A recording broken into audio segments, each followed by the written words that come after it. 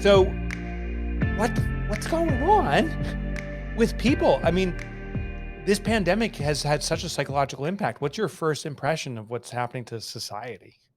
I'm so proud of people. And I'm going to tell you why, because I think people have had to be so resilient, like beyond belief, whether you've lost someone, you've lost your business, or you're just trying to manage how different life is. I think everyone has eventually buckled down and made decisions to figure out how to move through this. And so I think there's a lot of rewarding we need to do for ourselves for the ability to just make it through the next day. So that's my big takeaway. I mean, I think there's a lot we're grappling with, but resiliency, I'm just so proud of people right now. It's totally, Molly, not what I expected. I thought you'd say, because when you watch the news, Mm, it's a shitstorm. People mm, are lonely. mm. Suicides are up. There's all this negativity I see in the news. Yep. And that's real. So That's yeah, real. but Definitely. is that the minority in your opinion?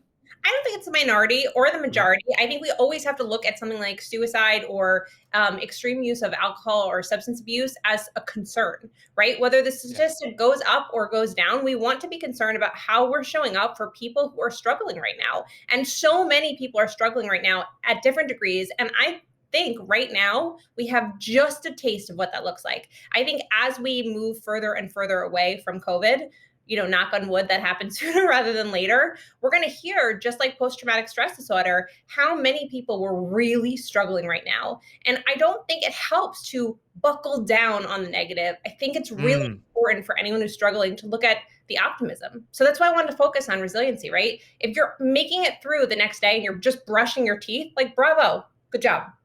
Right. Right. Yeah, I gotcha.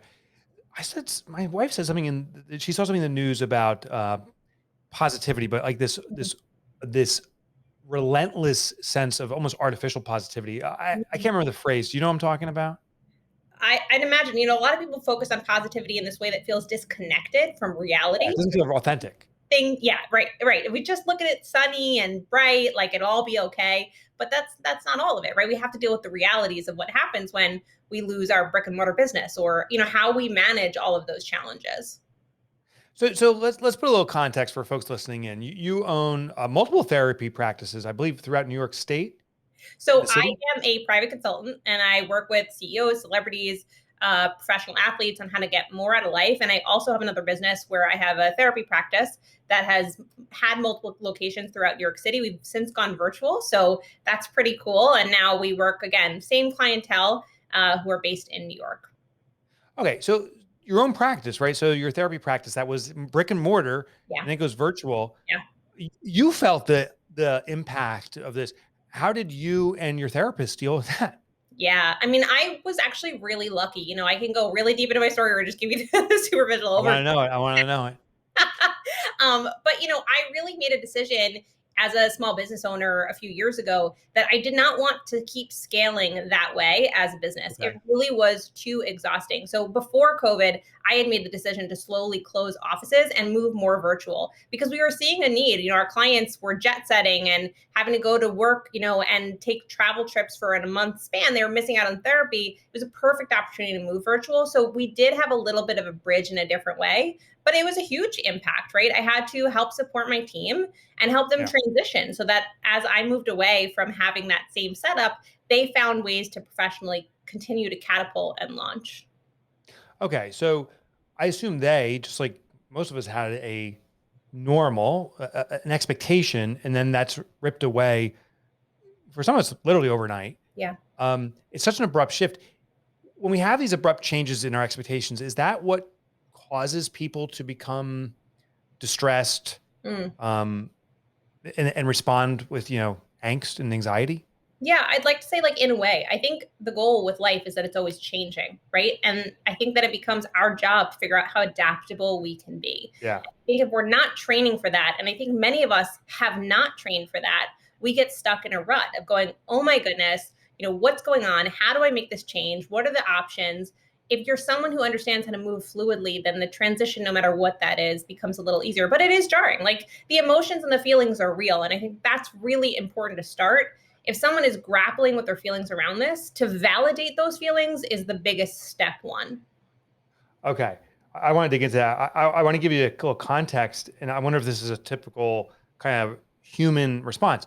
So I was traveling when the lockdown started. So say it was around March 15th, 2020. Mm. So that day or the day before, I was actually on the road with other professional speakers. There's this one guy, John Jordan. He's written a book called Energy Bus, very popular books. And he just looks at his cell phone. And he goes, "Damn." I go, "What?" He's like, "I just lost a speaking gig because they're shutting down the event." I'm like, "Oh, that's kind of weird." He goes, "Damn." I'm like, "What?" He's like, "Just lost another one." And my face starts getting red. I'm like, "What's going on?" He lost during an hour period, I think 5 or 6 engagements shut down. Wow. I didn't get a single call. So at first I'm like, this is his problem. This isn't a big problem. This is just, and then a few hours later, it's like, "You lost a gig." I'm like, "No." And then this dread and panic ensued. I'm curious as I reflect back upon my own experience with this kind of shutdown and how I responded.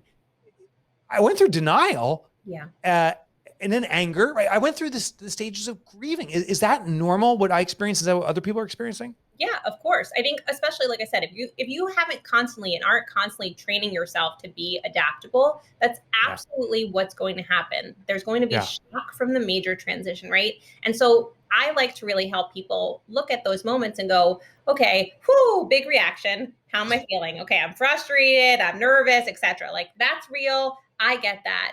Now, what do I want to keep feeling like? Now, it's not that simple, right? But then that becomes the Hmm. new focus. Instead of just focusing on the, damn, I've lost it, because now we're going into the negative energy. If you think about yourself like trying to tread water in the middle of the ocean, if all of a sudden you're like, oh my God, there's no shore ahead, you start to lose steam. If you go, okay, Right. moving closer every inch, it's a little bit easier to move forward. So I really like helping people shift the perspective of going, okay, I feel this, it's out of my control. What do I want to feel next? Okay. Let's jump back to train for the change. Like you said, if you're ready for the change, you'll manage much better. How do you prepare for change? Yeah, that's a great question. I think all the time, right? Taking all these moments of, okay, so a great example, right? You go to the grocery store, you're like, okay, for me, it's one type of yogurt I can eat. Like I have a lot of dietary restrictions. There's one type of yogurt. And when it's not there, there's always like this, right? But Yeah. I have to decide in that moment, okay, well, what else can I have for that meal? And if I want this food product, how is it going to make my life not feel so intense, like a win or lose every time I show up at the grocery store, so I can have a different feeling? Well, maybe that means I order directly from the company and find the ability to get that more frequently, right? How do I move fluidly, even in those small examples? So I would think Mm. about a moment where you constantly have that feeling. Maybe you go to Starbucks and you have to wait a little too long. Like that's a good opportunity to train your brain. How can I be flexible and adaptable right now so I don't feel that anger, that angst, that pain? You said, I'm writing this down, that kind of that win or lose. Is that kind of the root of that frustration, that pain? Is that we're seeing any scenario as a simple either it works or it doesn't work? There's no in between. I think that's definitely a big piece of it, right? And I think Okay. people have trouble with the loss piece, right? I Yeah, also yeah, yeah. really want to validate though that there's feelings behind that. It's not just that you want to be a winner or a loser and you're frustrated that you're not in the winner camp, right? It's also because what it means to you, right? When you have a loss, okay, I'm not good enough. My ideas don't work well enough. Who I am as a human isn't valuable to the world or my family. Once you start going deeper into that diving hole, you get more stuck. It's harder to let people in and it's Hmm. harder to keep thriving. Okay, so I want a couple tools if we have here. So people right now are experiencing loneliness, Yeah. uh, failure. I suspect some people are trying to get their business rolling again, but it feels stuck. Yeah. So it's not this one time, I'm at Starbucks situation. It's a daily wake up and you're getting knocked down again. Yeah. Are there some tools for when you're really stuck in a situation? Yeah. So there are many tools. And the first thing you need to do is be patient with building your toolbox, right? Because all of a sudden Okay. now you have an expectation that you have all the tools in your toolbox, right? It's a Right, right. step-by-step process, right? So the first thing I suggest in building your toolbox is start simple, right? So if you're someone who gets nervous when you fly or you get stressed out before, I don't know, a big exam, you want to think about the things that have ever worked for you. Maybe it's a certain playlist. Mm. Maybe it's having, the lights dimmed in your house. Maybe it's not having caffeine. You want to jot down those things first because those are going to be simple things for you to integrate into your life right now. Okay, number two, you want to think about the people in your life that make you feel thriving. And I know that's really specific because not everyone helps you thrive. Some people just love you. You want to think about who helps you thrive Oh, and interesting. yeah, and write down that community and that list. So you have a go-to place or a go-to person to call or text. And the last thing, and I mean, we could go on, but I'll just give you three just so you can have some Yeah, bite. no, I love it. I love it. Cool. Is to start to think about the tools that really help you in general when life wasn't like this, right? So I have trained as a professional dancer. Dance has been something that's been so important to me. And it's, for many of us, been ripped out of our life because we haven't been able to be in studio, right? But I've tried to find different ways that I can tap into it, right? Going on YouTube, taking a dance class. And it's not about, every type of training being as serious or intense, but giving myself the opportunity to do the thing that makes me happy. So you want to think about the things that give you joy and the small ways that you can access them so that you at least have something to go to when you're feeling stressed or at a loss or just really frustrated. What if, because this is how I respond. Yeah. I know during frustrating period, I start working more intensely to resolve it. And Yeah. I notice, I'm clicking and clacking hard on the keyboard and I'm gritting my teeth. And I remember my wife on multiple occasions saying, just go for a walk, just Yeah. go for a walk. I'm like, Yeah. no, I don't have time for a walk. Like, it actually frustrates me more. Now, she's 100% right. And when I do it, I feel relief. It's Yeah. like, oh, there's a bigger picture to life. It's not just my little cubicle here. But when we're stuck in that situation, maybe that person isn't there to intercept and say, you got to go for a walk. Yeah. How can we stop a pattern that's clearly a downward spiral? Ooh, I love this question. Okay, so there's a few different things that popped in my brain when you talked. Okay, so the first thing are sensory motor skills. And that's going to sound really like a big thing, but it's really not. So you want to think about things that help your five senses feel soothed, right? So Oh, you can interesting. be a visual person. So having a post-it on your computer that's like, take a break, or like a Yeah. pop-up, like an alert on your calendar that says, take a walk now, could be really helpful, right? If you're someone who likes to feel, like the literal sense of touch, that helps you soothe, jump in a cold shower or a hot shower, grab a Mm, cold cup of, water or a hot cup of tea and hold it in your hand. So the walking is another sensory motor skill that you're building to help you soothe. The second thing, if you're more of an intellectual person, and I know a lot of our business people here are, we could talk about your book, right? We could talk about clockwork and really looking at breaking down your time usage. So when you're in that, oh, I got to get through it moment, really, what are you doing during that time? How productive are you being? And if you're trying to problem solve, will walking actually give you the space away from all the distractions in your computer to do that work in a different way? I love that. All right, now I want to talk about the loneliness Mm. aspect. Um, my own children are facing, actually, as I think about it, I got a little bit of a goosebumps because it's very upsetting. But I know my son, he's at college, he's at Rutgers, and he asked my wife and me, he said, I don't think I should go to school right now because you basically don't. It's all remote. I'm Yeah. going to stay at campus, um, and I'll start the next semester. And we thought it was the best decision. He came home for a visit home after maybe 2 months of school, and he was not himself. Like, something was different. And when we spoke with him, we had a great conversation. He's lonely. He's Yeah. lonely. He's like, there's some days I wake up, I don't leave my room. I'm in my room 24/7. Food's Yeah. like delivered to the door. He goes, I'm really lonely. And that was actually scary. Um, but I think there's another pandemic going on, a pandemic of loneliness. Yeah. Yeah. So how do we address this? Can you Yeah. fix it for all of us, by the way? Sure, here you go. Boom, done. Save You know, humanity.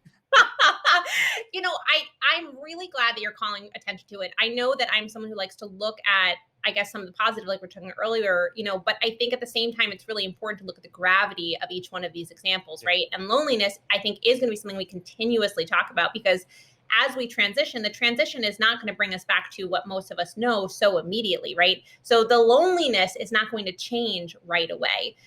This is where community is so important, and virtual communities have never been more accessible, which is really amazing and a blessing right now. So being able to tap into people again that help you feel like you're thriving. So let's break that down a little bit. If you really start to think about who's in your camp, who are the people you call, who are the people you text, who are the people Mhm. you spend quality time with, you want to think about what it serves you or what it gives you while you communicate with them, right? I feel like I'm getting a big hug when I hear them on the other side of the phone. I feel like they help me problem solve. You really want to think about how people serve you so you can think about who's helping you thrive versus who's just empathetic and there, right? And that way, when you're feeling lonely, you can think about the type of loneliness you're experiencing and try and tap into specifically who you need right now. But I do Mm, think there is a deprivation of touch. There's a deprivation of just getting yeah. that hug, right? That high five that we're Right. missing. And there's no immediate solve for that. But I think it's a huge reason why people have started to move back home, right? Intergenerational families have really started to like spring up all over again. Yeah, actually, I have noticed that. And I wonder if the impetus behind that to some degree was financial, but now it's really, there's something more important going on. Yeah. What about drug and alcohol abuse? So I was talking with someone offline, and I've heard that drug and alcohol abuse is going up. This person is a recovering addict, and I guess you recover for the rest of your life, but Yeah. this is increasing. So people are reverting to drugs to maybe mollify some of the pains they're having. Anything we can do to not do that and find an alternative path? Yeah, I think this is a time and an opportunity for us to think about what is health for us.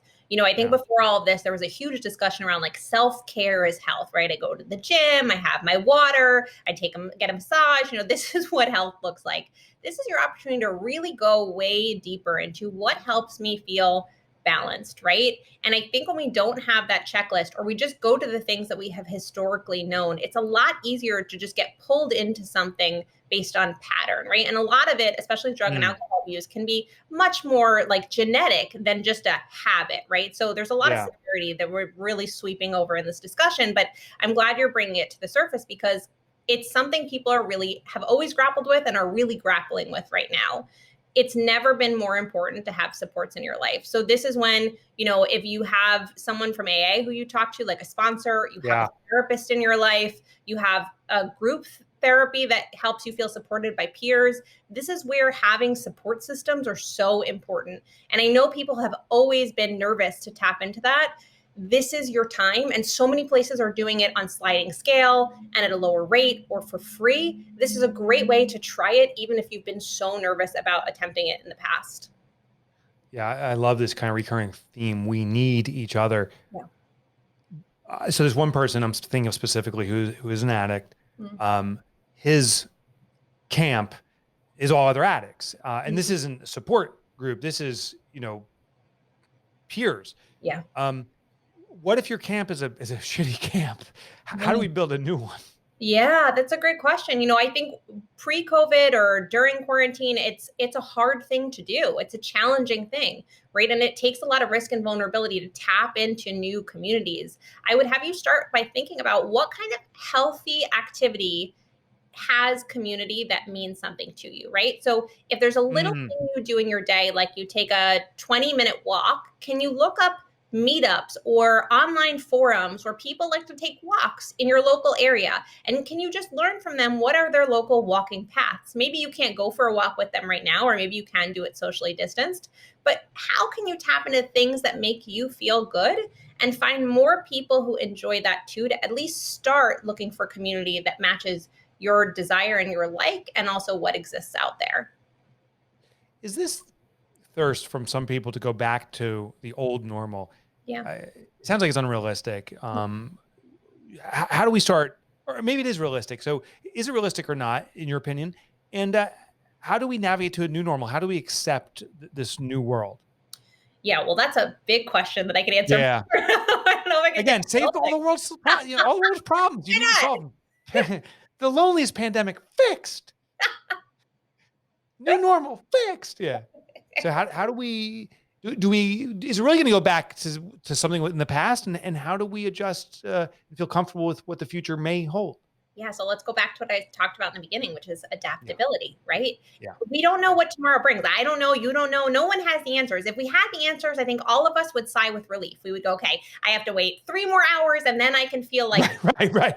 And if we had that, all of us would feel so much better, which is, a huge part of why this is so challenging. We just don't know. And so what you can do for yourself right now, no matter what happens in the future, is practice that sense of adaptability. How do I be okay with today, even if it doesn't feel like yesterday? And how can I do Mm. one small thing that's going to make me feel lighter, more relieved, a little better, a little bit more cared for today than I did yesterday, as an ongoing practice? Molly, another thing that's gone away isn't just our business, our connection with other people. Yeah. Financially, some people are ruined Yeah. or on the verge. What about that consequence? Yeah. We're hand to mouth now, or maybe you don't even have that. So, how do you deal with the financial consequences? Yeah, again, I wish I had all the answers for you, right? Yeah. But I think emotionally, I can speak to the fact that, like, just looking at the fact, if we go back to that ocean analogy, that you're drowning in the middle of the ocean is only going to make you sink faster, right? So, Yes. really being able to think about, okay, what did I do for my family today that helped them financially? Well, I looked at all my expenses again and I found another way to cut things. Well, we had a family meeting last Sunday and we talked about the ways we all need to tap in to reduce X, Y, and Z thing within the home. Any small thing you do that's working you towards feeling more at ease is progress. That resiliency is important to celebrate, because when we don't feel like ourselves, right, when we don't feel financially accomplished or even just stable, right, it's really easy to, again, get self deprecating. I'm a bad Yeah. person. I'm not a good enough parent. And that's not going to serve you, your emotional health, or anyone around you who you love. So, really trying to go, okay, I appreciate me for making progress in this way can be hugely transformational. And I've noticed in my own life this confirmation bias, whatever I believe to be true. I'm like, yep, there, I suck at math. See, messed up again. So when we have that downward spiral, that we're struggling and so forth, we seek it out. But it's also really hard to fake it till you make it. I hear that all the time. Well, you are successful even though I'm not. You are good at math even though I suck. Is there some trickeration? Was that who said that? Was that I the like it. yeah? Do we have to trick ourselves into believing a new truth, or is there a way to actually speak truthfully about a new truth we want? Yeah, by just saying this is the truth. Today, I'm financially struggling. That's a reality, right? My business Mm, is not bringing as much revenue in. And that makes me feel what? That makes me feel scared. That makes me feel alone. That makes me feel like I'm failing. All those feelings are super real and really valid. And they're really difficult to manage right now. That is my current reality. That does not need to be my ongoing future. I have had the skills before to figure out how to make revenue for my business, how to feed my family, how to be a good parent, right? All of those things. I have the ability to do that all over again. I don't know how. I'm really confused, lost, etc. Again, all those feelings are real, but right now today, I know that I have the ability to do what I've done previously just based on that history and that information. It's a mm. small step. Oh, It's not everything. It's a small step. yeah, I like that. It's small, bite-sized pieces. Mhm. Let's wrap up on this. What do you see the future being? 2-3 years from now, kind of on the global level. How are we doing in dealing with this? I'm hoping that everyone really starts to invest in mental health.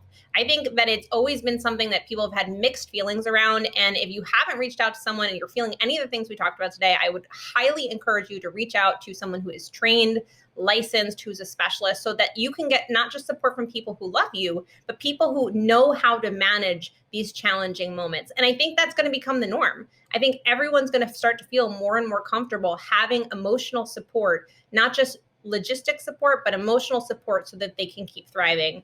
And I'm excited for people, because I think that we're going to keep seeing ways people continue to be resilient and therefore creative and innovative. And I think it's just going to really start to blossom. Right now is difficult, painful, and awful in a lot of ways. And that's real, right? But it doesn't need to be our future also. Yeah, I love it. I can testify to this. I work with a therapist today. I wish I did 15 years ago. I went through depression and thought I was stronger than this, Yeah. and realized that was a fatal belief. What a great outlet that's been for helping me achieve what I want to achieve. Molly, thank you so much for joining me today. Thank you for having me.